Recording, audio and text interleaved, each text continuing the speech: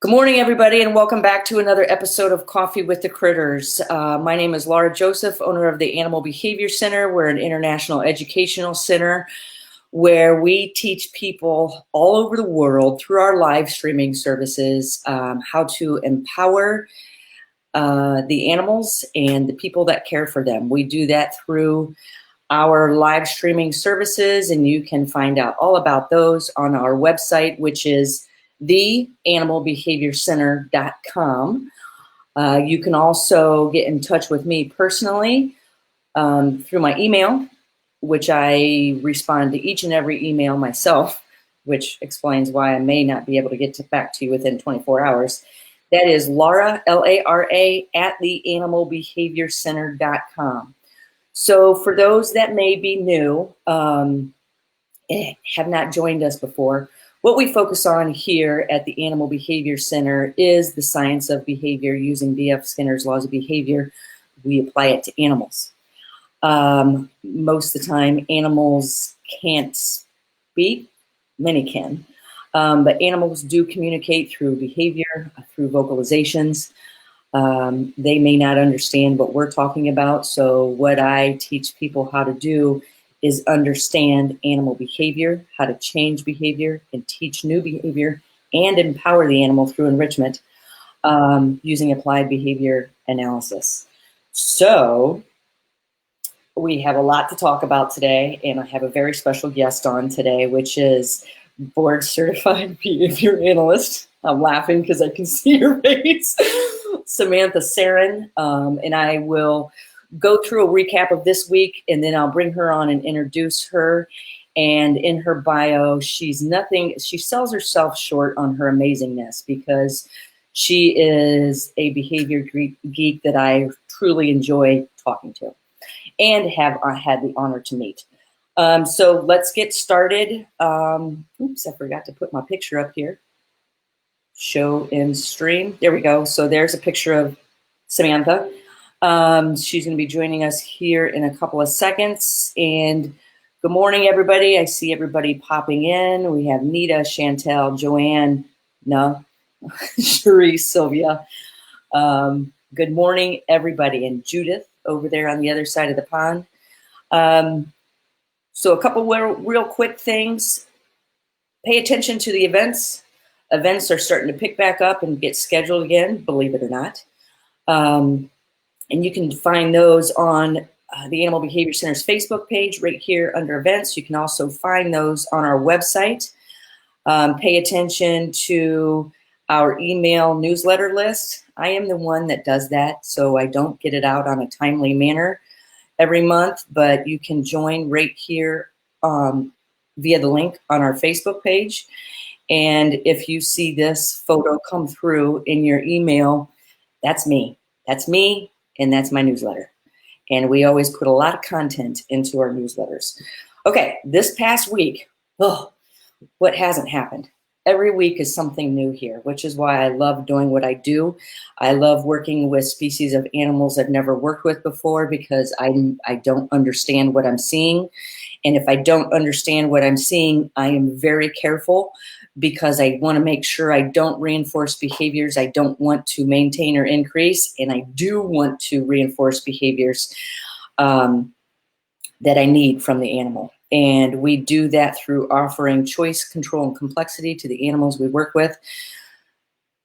I work with a lot of different types of animals. I work with several animals that can do serious bodily harm to you in a matter of seconds, if not kill you, if you do not pay attention. This is the primary reason why I do not want to use force. I do not want to use coercion. I do not want to use aversives or pair myself with aversives when I'm training an animal. So the animals that bring a sparkle to my eye when I'm training are numerous, but this week it's alligators. So this past Tuesday, I went to Critchlow Animal Sanctuary in Athens, Michigan, and got a 4-hour behind-the-scenes tour and some hands-on training by the awesome Lena Kelly, who has agreed to come on a future episode of Coffee with Critters. So I have been training Elvis and Priscilla, which are some alligators, for 4 years. I know them via protected contact, meaning through a fence. I need to take my training to the next level. I'm ready. They're ready. I've been ready for a long time, but I couldn't figure out what that next step is and how I do this. So that is why I went and visited Lena, where they have 180 alligators, and every single one has been a rescue, primarily through pets, people not wanting them as pets anymore. So she took me behind the scenes and inside of enclosures, better understanding vocalizations. I told her what I need. I like to get a lot of animals prepped for vet work. So here, here I am. If you guys didn't see this video this week, this was amazing. On the right is, oh no, on the left is Medusa. On the right is Godzilla. And I did go in the enclosure with Godzilla and Medusa. Godzilla is an 18.5-foot long alligator weighing over 450 pounds. And this is as close as I got. I did get close to Medusa and I did feed her, but she asked me if I wanted to feed and I said yes, but I'm nervous and I don't like to do anything when I'm nervous because that means I do not understand that animal. So I'm not going to put that animal in that position, and I'm not going to put myself in that position. Kind of like myself. I like to stick around a little longer.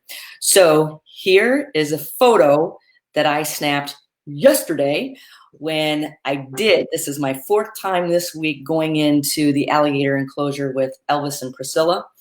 And I have been in touch with some alligator trainers, 8 alligator trainer down in Marathon in the Keys. And she said, just go in with a stick. And I was like, I don't know what that looks like. And I don't feel comfortable just going in with a stick. So I did go in with some other things yesterday to create a protective barrier between me and the alligators, because all they know is come to me as fast as you can when I give you that cue.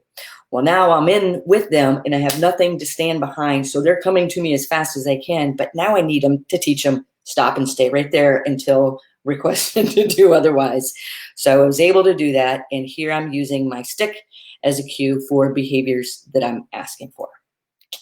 So pay attention. We'll have Lena Kelly on soon. The other thing that happened this week is, I don't know if you guys can hear that. We have a young kookaburra in for training. He's in the crate behind Cookie. So we're slowly trying to introduce Cookie and the new kookaburra, which that new kookaburra is actually in the other room, still perching on top of my TV. So as soon as we're done with this live stream, I need to go feed her, get her some food. So with that being said, let's go ahead and Samantha, you ready to come on? Okay, let's bring Samantha Sarin in. Hey, Samantha, good to see you. Good morning, Laura. I'm excited to have you on here today. So Samantha, I met you last October in a workshop we had here at the Animal Behavior Center. This is your first time on Coffee with the Critters, but you are not new. Your face is not new to the people who are online members of the Animal Behavior Center, because we've had you in a level 2 discussion. I believe that was on no reward markers. We recently just had you on the latest episode of the Animal Behavior Hour, which is our podcast that we offer through our online memberships. Yeah, I'm trying to remember what we talked about, but I'm already hearing feedback from all the members that they were thoroughly enjoying that podcast. We talked about functional behavior assessment with animals. Okay, thank you. I'm glad. That's awesome. Okay, I was wondering if people enjoyed that. People were listening. People said they really enjoyed it, especially because, and this is, I love talking to you, and I love talking to Joel Vidovic, who is a BCBA as well, who has been on Coffee with the Critters, because both of you have a thorough understanding and education in applied behavior analysis and how it works with humans.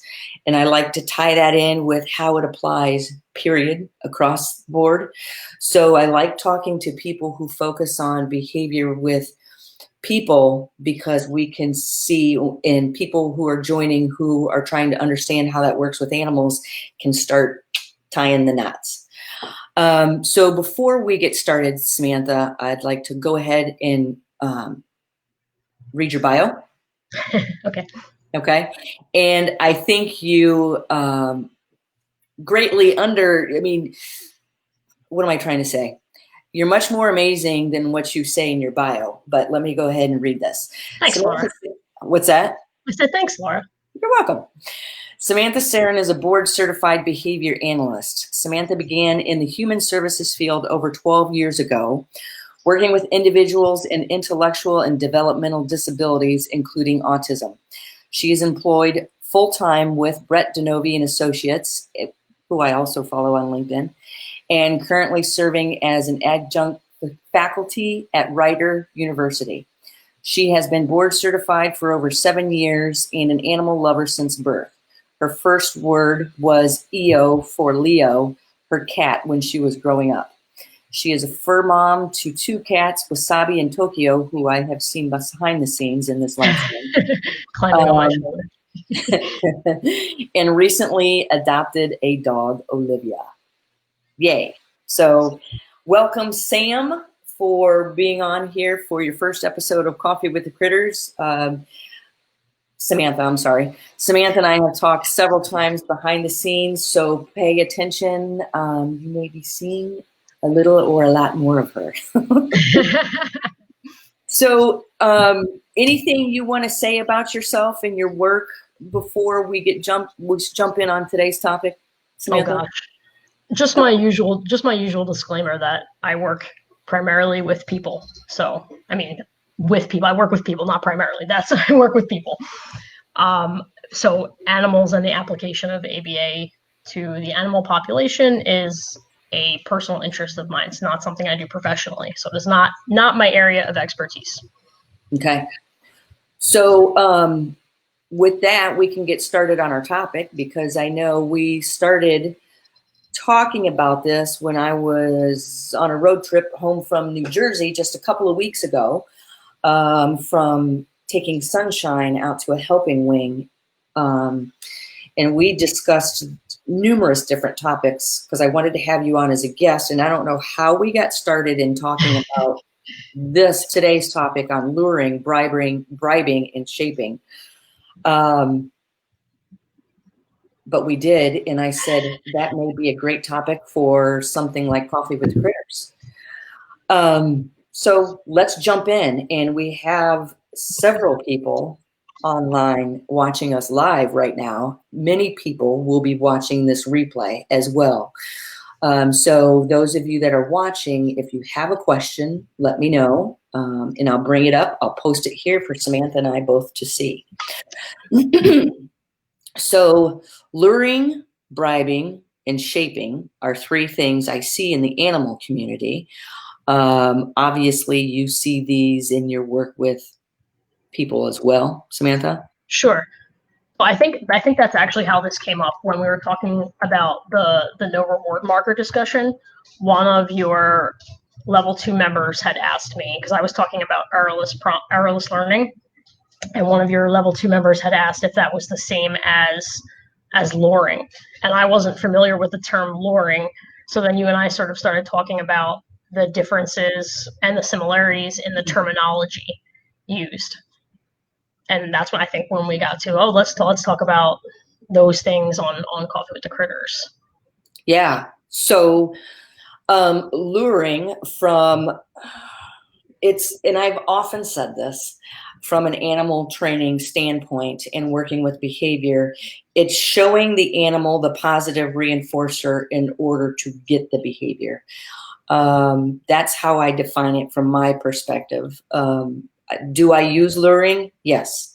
Cautiously, carefully. Because with luring, when you're showing the animal the positive reinforcer, which could be food, which could be touching, petting, could be play, could be the opportunity to walk outdoors.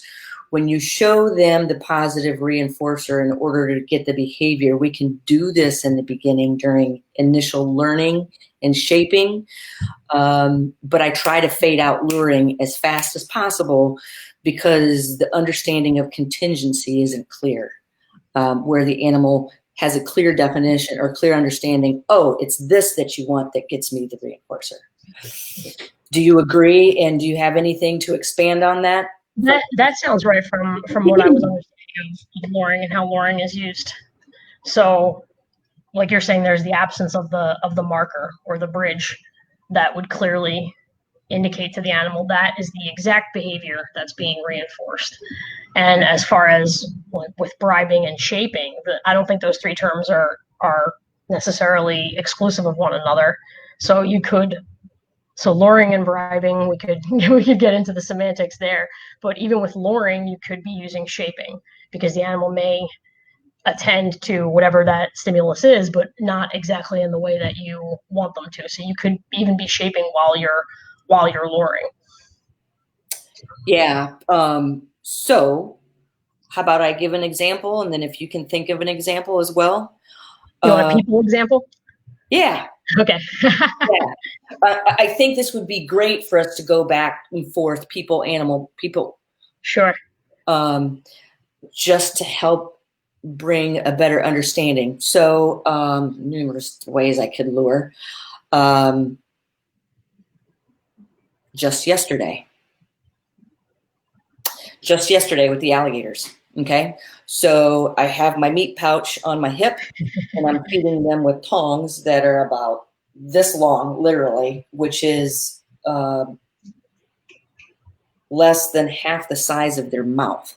So I'm using something small to get food in their mouth. So I have this barrier that I put up. It's a small barrier, maybe 12 inches high, where I want the alligators to come to me, but I want you to stop as soon as your feet hit that barrier. So what I was doing was luring. I would show the meat at the end of the tongs, and I had a broom like this, or a stick like this, and then I would go like this to get them to come up to that area. So I'm luring, I'm showing the food. They're going to walk forward to get it, and as soon as they get it, as soon as their feet hit that barrier, there's my bridge. I say, good, bam, deliver food. And then as that continues to happen, I will keep luring, but then the cue could just be the stick coming in, up, asking them to come.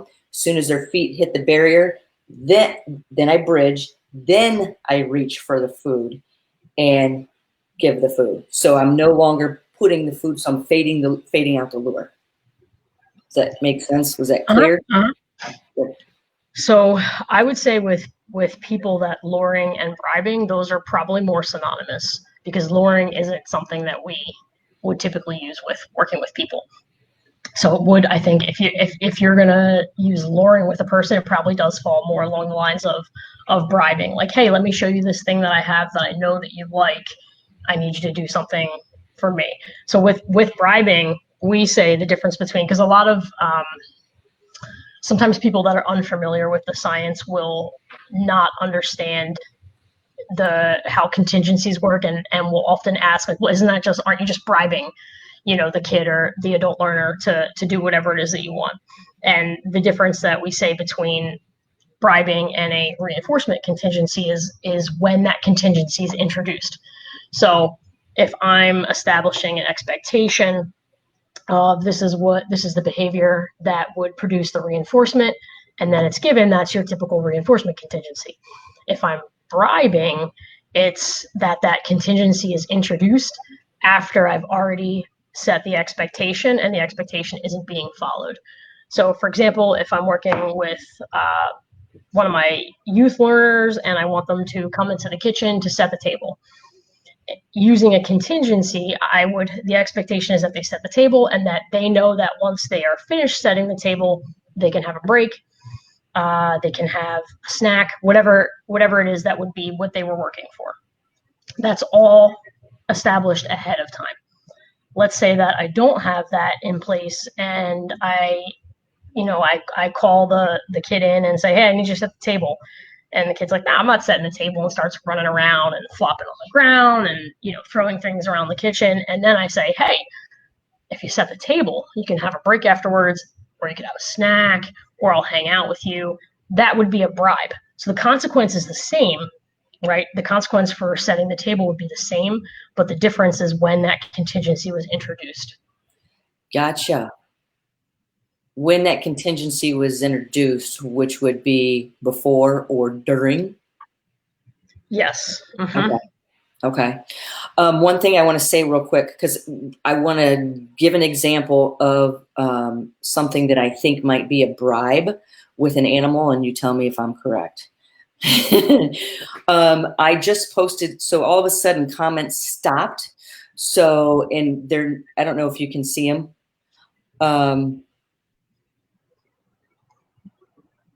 So here's one, but I just want to say all of a sudden comments stopped. So I can't see them. If you have a comment you want to make, feel free to message it to me here on the Animal Behavior Center's Facebook page. I'll pull it up on my phone and I can read it to Samantha here. Okay. Sometimes it does this. It's annoying, but it happens. All right. So would this, this is something I'm trying to think as you're explaining bribing.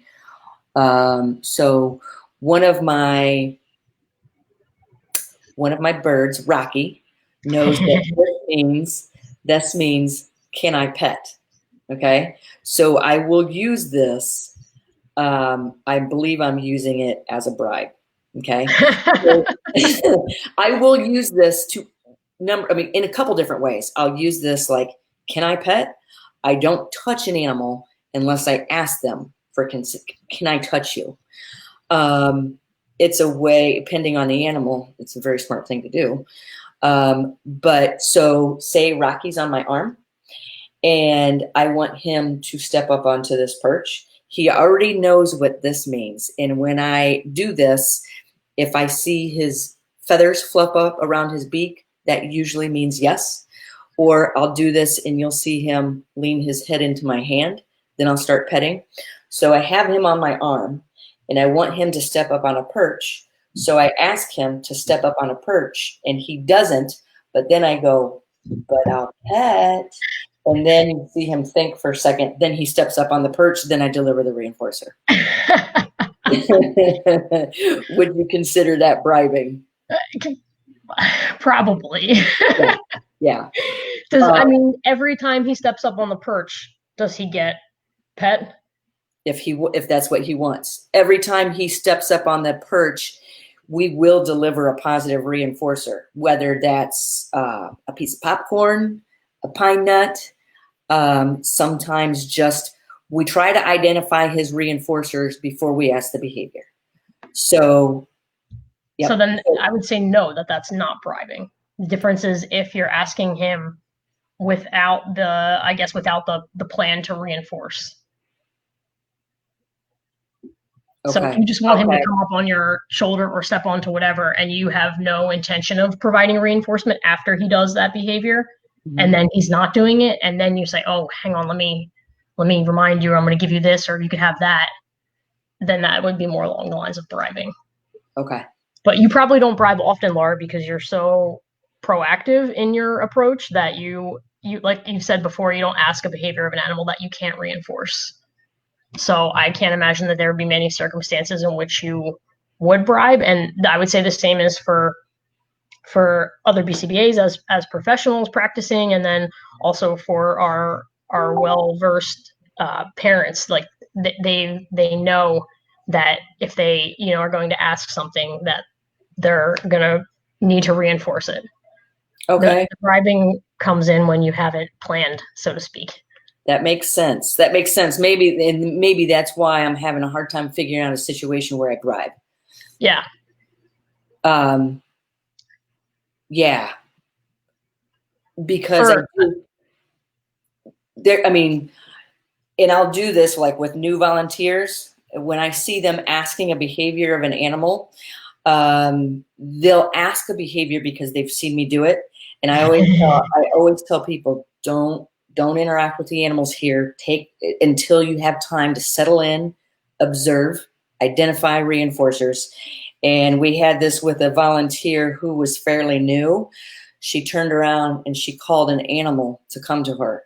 And I looked at her and I said, what's the reinforcer? And the person said, I don't know. I said, then don't ask the behavior. Please don't ask the behavior, because that animal gives you the behavior and nothing of value comes as a consequence. It can punish the future raider to that behavior happening again. And a lot of times here we train for emergencies because we've had them. We want, when I say come, I want you to fly, run, roll, slither, swim to me as fast as you can. Okay, we have a question. So our manager, Karen Pratt, is on here, and she messaged us a question. In case I didn't see it, the amazing Maggie Saya, who I last known lives in New York. I've met her personally. She's extremely interested in applied behavior analysis and working with animals, including horses. She says, Samantha and Laura, can you also explain luring as a visual prompt to connect errors learning to luring? Luring as a visual prompt. So would my example with Rocky been that?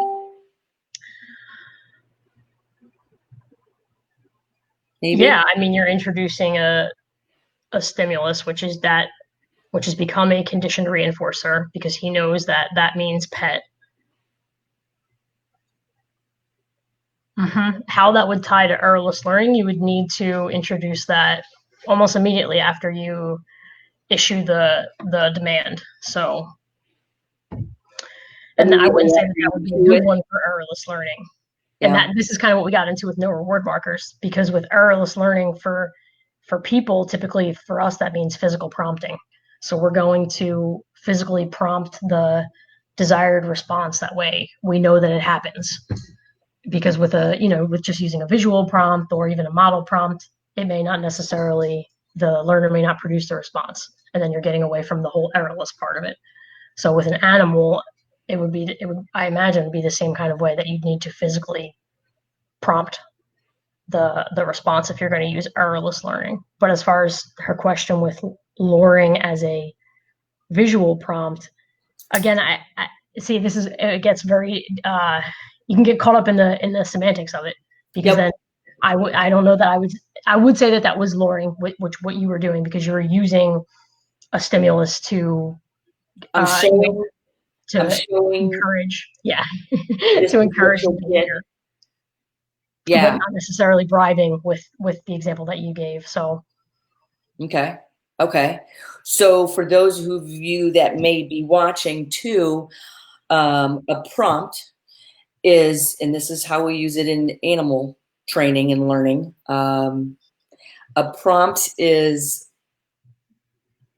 using something as a temporary tool to get behavior. Okay. And that's pretty much the same definition that for human application.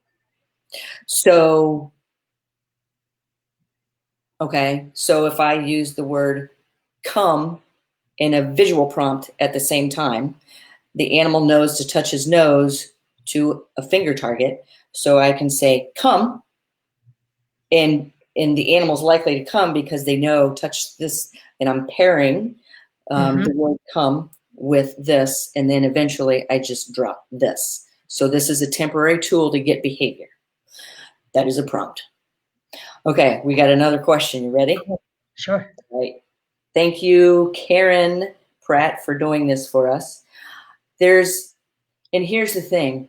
I challenge myself mentally and physically every single day in how I work. And what that does, what that helps me with, is situations like this where the comments stop coming in and I could get very frustrated or not know what to do. It makes you quickly think outside the box. Boom, and it's working.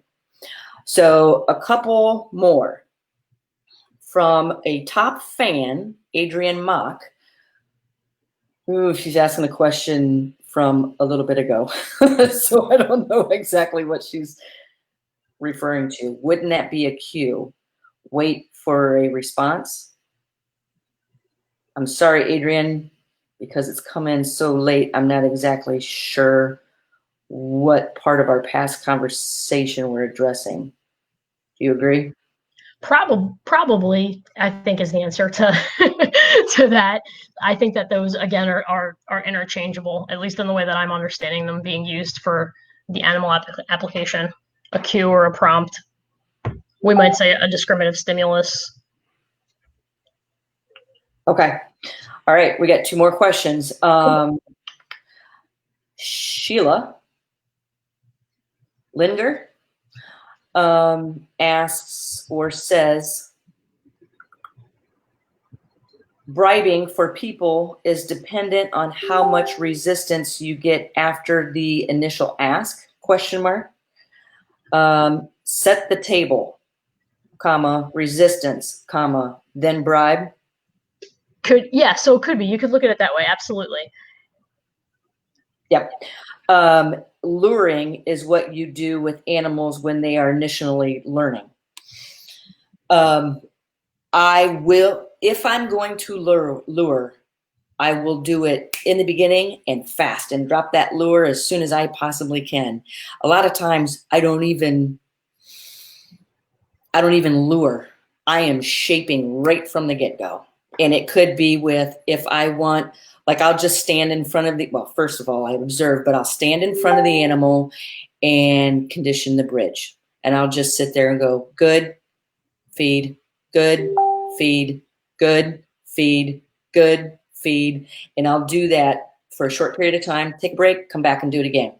And then I'll just stand in front of the animal and go, good. And when that animal looks at me like that, I know they understand. Feed. So then I'll do something like a target, which teaching an animal to touch a particular body part to an object on cue. A lot of times, a very common target is a nose target. I want you to touch your nose to the stick. So what I do to get that behavior without having to lure, like I've seen people lure with a treat like this, touch the stick, and this usually goes south so fast. Because the animal's looking at the stick, not even looking at the sticks, looking at the food. And a lot of times people will poison that. They'll positively punish the very behavior they're trying to train by introducing the stick too fast. So what I'll do is I take the stick, and it's usually tucked under my arm or held behind my back, and then say I'm the animal, and I'll stand in front of me, and then I'll introduce the stick. And because this is something new being introduced, the animal is likely to look as long as it can see. So as soon as it does, good, remove, deliver reinforcer. And then you start getting that head turn. So I'm not even luring, but sometimes I do resort to luring, but I fade that out so fast because a lot of times I think people use luring as a crutch, and it's so hard for them to drop it. And then I see one of the fallouts of luring is the animal. You always have to have the reinforcer on hand for the animal to see to give you the behavior. I've got an animal running out the front door or flying out the front door. I don't have time to go grab lures. I need you to respond, boom, right now, and want to, and be eager to respond. Do you see, what kind of fallouts do you see with luring in your field of work, Samantha? So that's where I would say the term that I would use there would be bribing for sure. And it's so bribing, I would say is introduces inconsistency. So if you have one person that is bribing the learner, then the learner may come to expect that same sort of interaction from everyone else in their life. So this is often, if you see, kids will behave very different with mom and dad, or with staff members. We'll see this. They always have a good day when they're working with Mr. So and so, but then if they're working with Mr. So and so over here, then they have a terrible day. That's a what's great, going on there. great point. Yeah, so I mean, it's not. I would say it's a treatment infidelity in that if you're introducing a bribe, you're not following the programming that's in place. So everyone, for working with people, typically we have a plan in place, and everyone that works with that person is trained on that plan. And the idea is that everyone does it and executes it the same way. So if someone is deviating from that plan, you're likely to see the challenging behavior increase across people, and it may not be obvious why, and it typically will come back that somebody's not following the plan, and it could be that there's some bribing going on. Yeah, and I know I see this when I put together a training or learning plan for a particular animal. I am the only one that does it in the beginning until boom, this animal knows this, and then I'll add in trainer number 2, trainer number 3, trainer number 4, and I'm watching to make sure behavior is still happening. And I can tell if behavior starts decreasing, I'm looking at what environmental events are changing. What I was getting back to bribing with, if you're bribing a student, and then teacher number 2 comes in and the child is expecting the bribe and the teacher's not giving it, do you see this as an area to cause a lot of frustration? Absolutely, for both the teacher and the learner, the student, because again, it's an inconsistency in treatment. So why, in terms of the learner, when I do this with this person, it works for me, and when I do the same thing with this person, it doesn't work for me. That's not a good way to teach. You want the same behaviors to produce the same results. So that can be frustrating on the part of both the learner and of course the teacher, especially the one that's not bribing. Sure. Yep. This is so important. And this is actually giving me goosebumps because I love this. I did say behavior geek talk this morning. So here you go. Forewarned. So bribing from the animal world can put you, I can see this same scenario where trainer number 1 bribes an animal to get behavior. Trainer number 2 comes in and I expect I need behavior, and then you'll get the reinforcer after I see the behavior. Could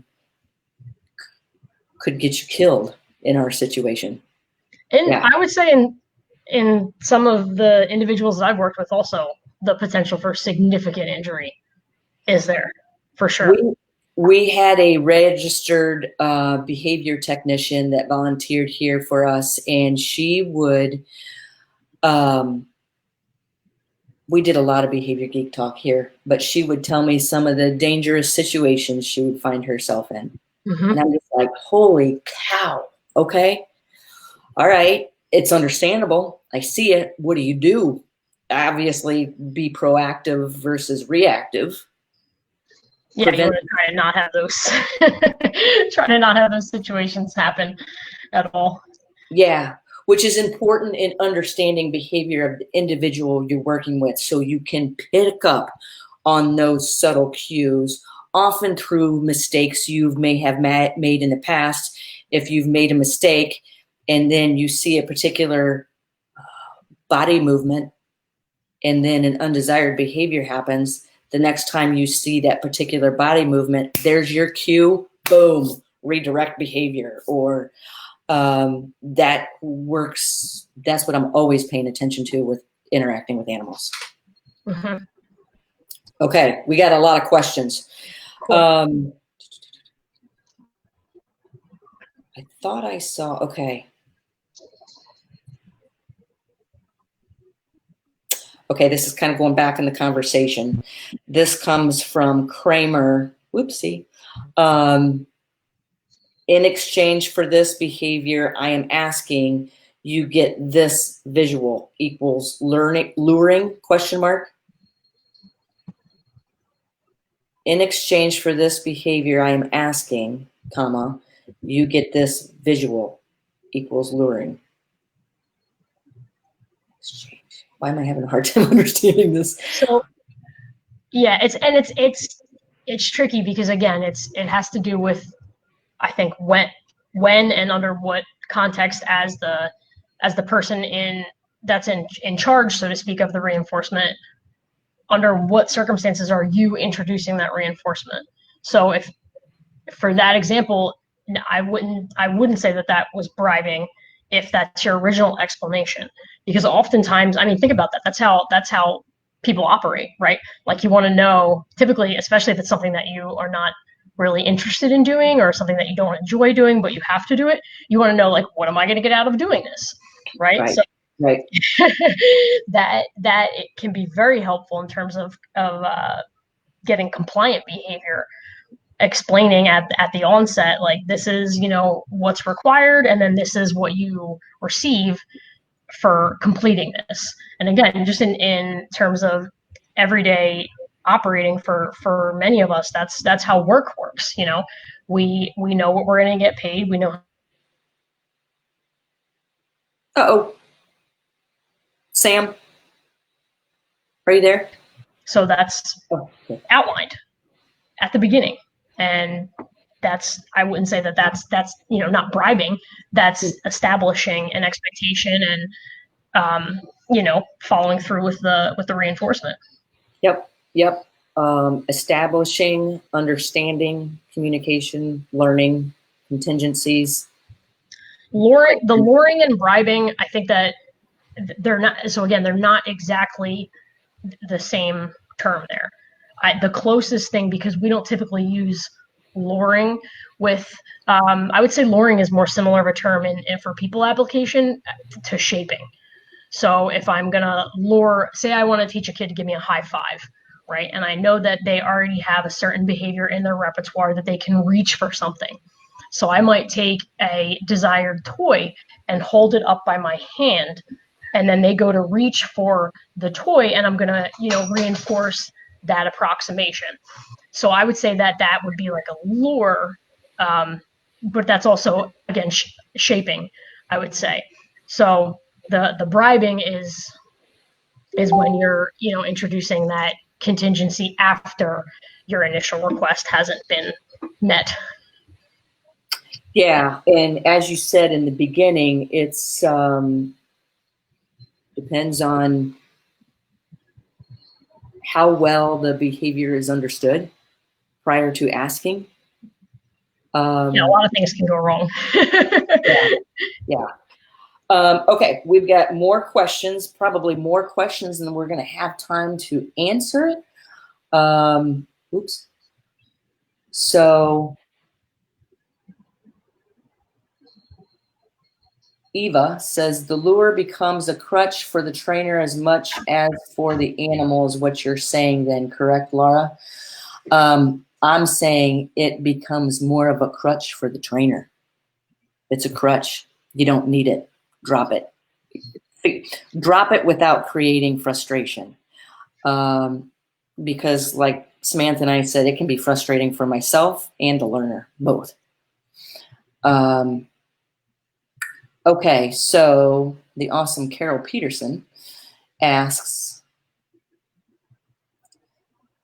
teaching a resistant, let's just say a resistant being, okay? Teaching a resistant being to go up a ramp, food on ramp to get, putting food on, I like this, the ramp to get a scared animal, okay, obviously it's an animal, to go up, but phasing it out slowly, food at the top of the ramp, then no food until the ramp, up the ramp all the way. Sometimes you have to lure. I'm going to tell you from this example, you're probably, Carol, taking too big of steps in your shaping.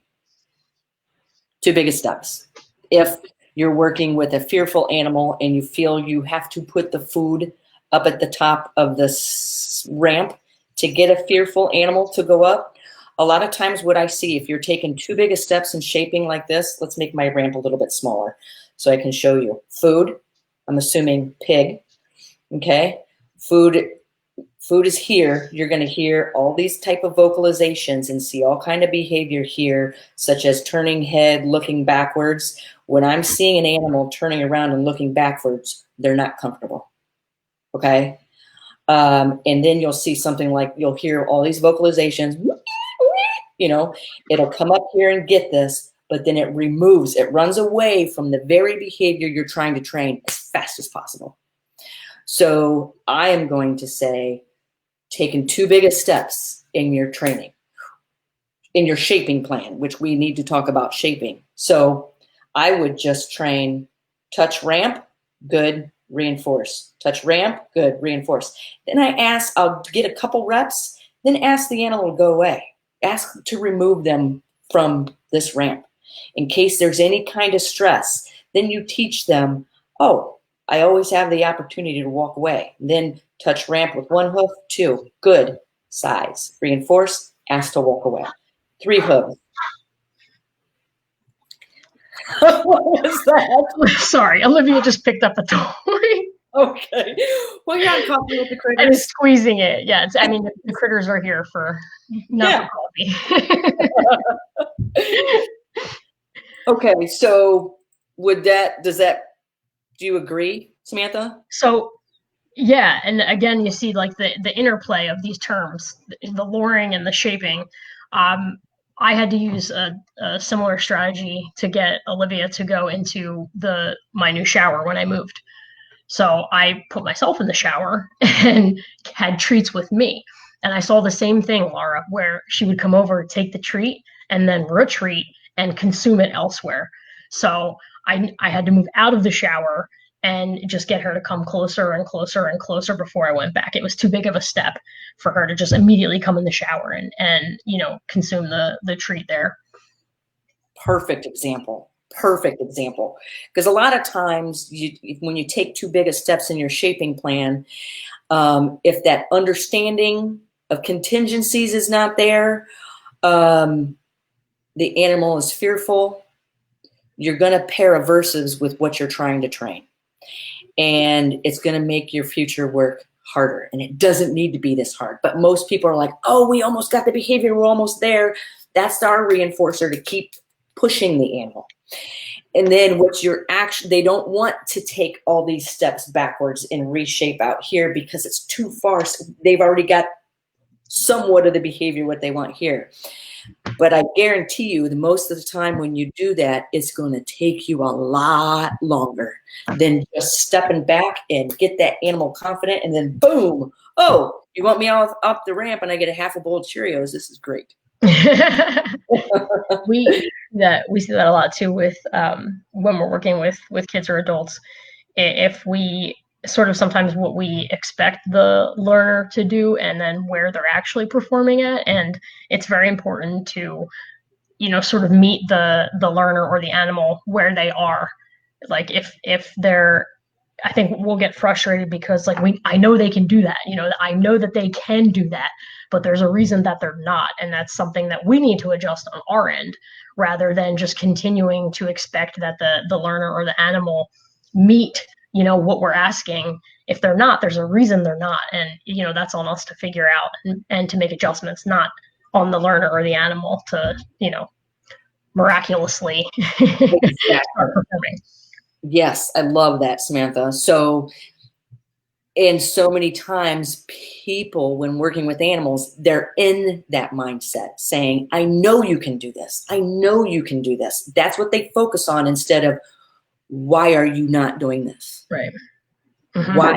There is a reason you are not doing it. And many times, but not all, it's fear, not understanding. Mm-hmm. Hi, Olivia. Yep. So do we want to talk about shaping? I mean, we've been talking about shaping, but we never really identified it for people that may be new to this. Do you want to give a definition of shaping, Samantha? Sure.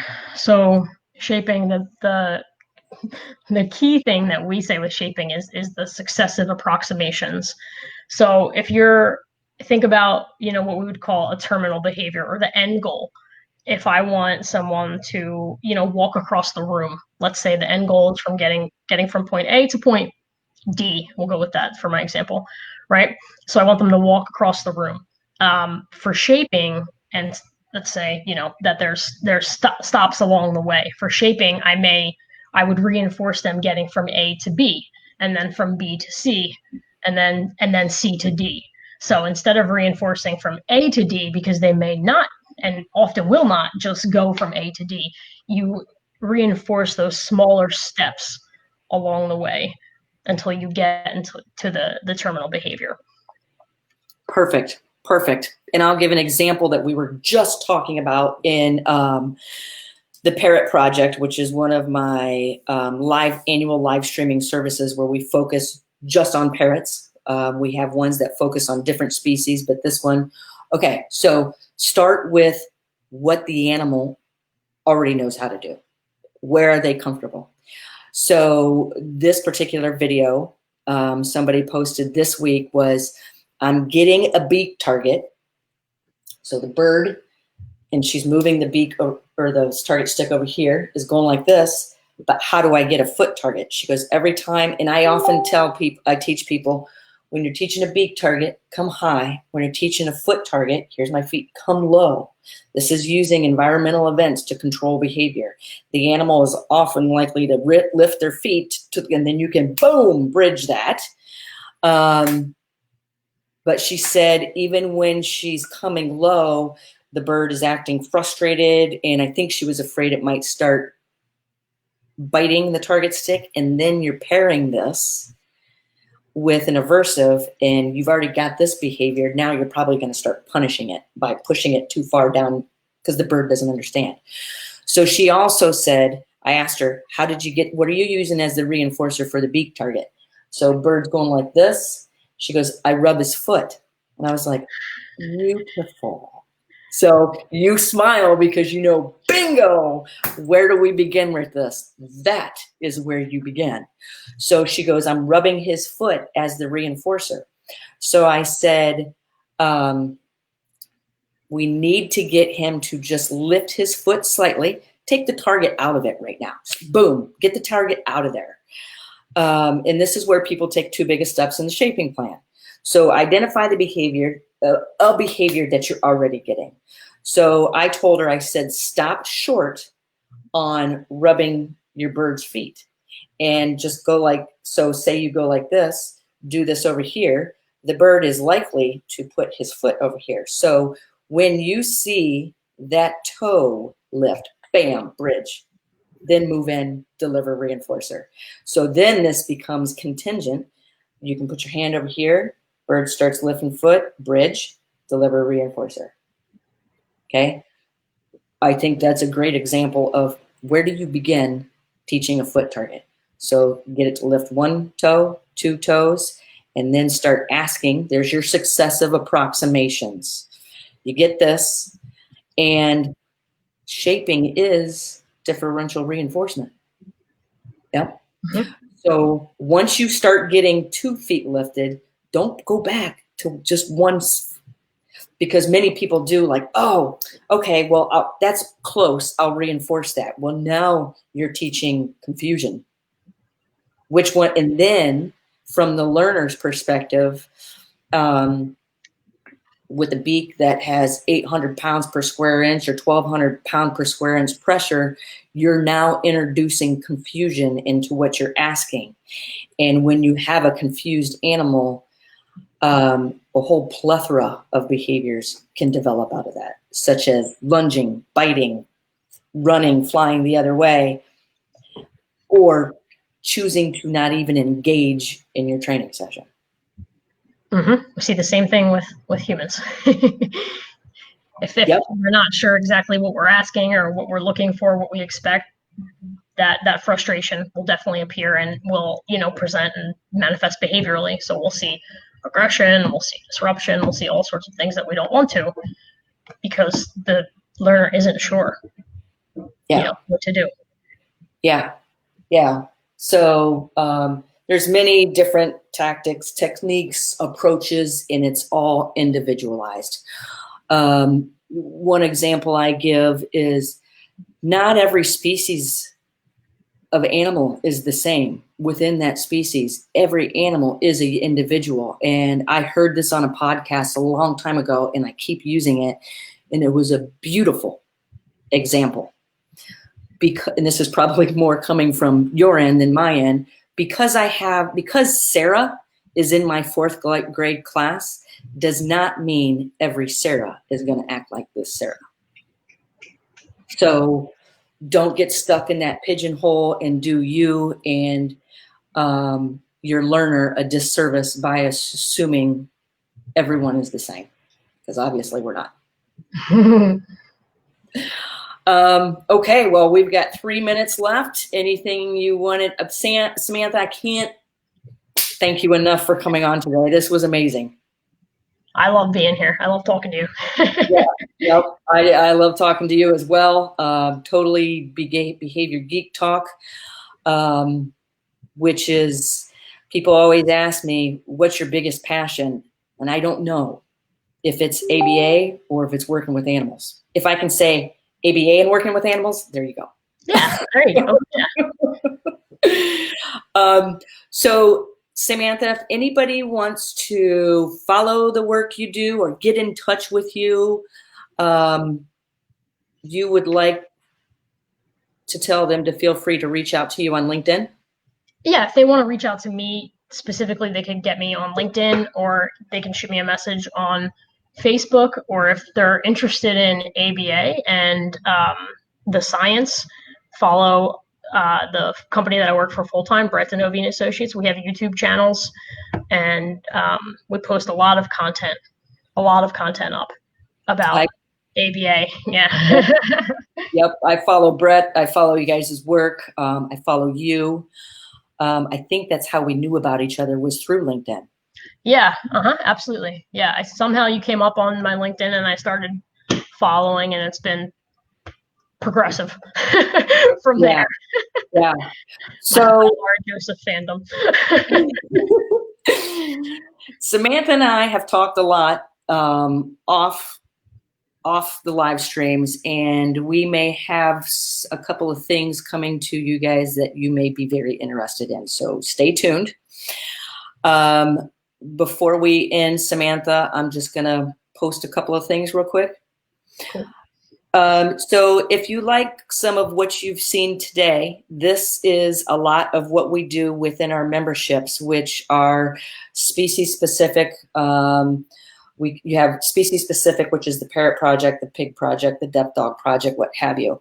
If you're interested in ABA and companion animals, then we have our level 1, which is for people with companion animals, meaning pets. We have our level 2 for people thinking or wanting more information of getting into the field of applied animal behavior and applied behavior analysis. Something else we also have that I just never talk about and I forget is our recorded webinars. You can find that on our website at theanimalbehaviorcenter.com. We have them. These are pre-recorded. Listen at your own leisure. This is one that is selling quickly now. We also have different species that we talk about. We also have not necessarily species, but understanding behavior, terminology, blah, blah, blah, what have you. So with that being said, I want to thank all you guys for watching, and I want to especially thank Samantha Sarin for coming on today for your first episode of Coffee with the Critters. Thanks for having me, Laura. Yeah, always. Yeah, let's talk about what's next. Sounds okay? Good.